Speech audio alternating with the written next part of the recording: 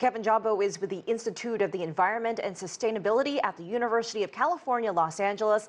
He's also an expert who has studied the link between biodiversity and human health. Kevin, thank you so much for joining us. So startling numbers. What was your first reaction when you first heard the findings of this report? I was not really surprised because these are the trends that we've been observing for the last couple of years since we started doing our research. So we just wanted that information to go out into the limelight.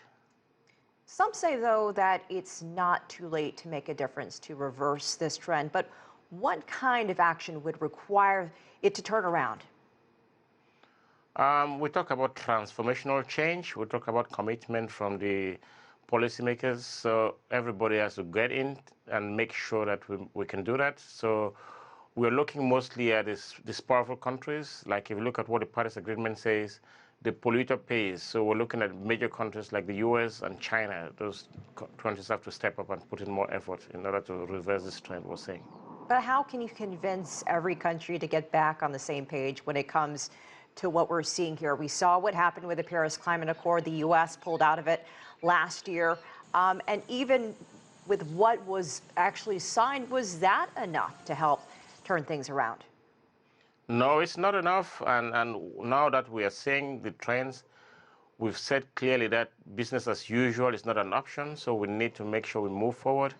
When we look at the two major expanses of tropical forests, we look at the Amazon and the Congo Basin forest.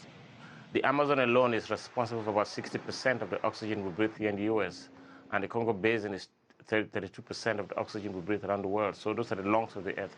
We need to make sure if we need to get that climate healthy, we need to stay in a healthy environment. We need to put in more efforts to reverse these trends we're currently seeing. What concerns you the most? Now that I think now that the information is out there, we hope that the policymakers are going to step up and take more action. So I'm more concerned about what our priorities are in this world. We easily raise funds to do things that are not of priority to us. And the things that are most important to us is very difficult to get people on track. And Kevin, you touched on it, but what do you think is the worst case scenario here, especially the eventual effect on humans? What's the long-term impact?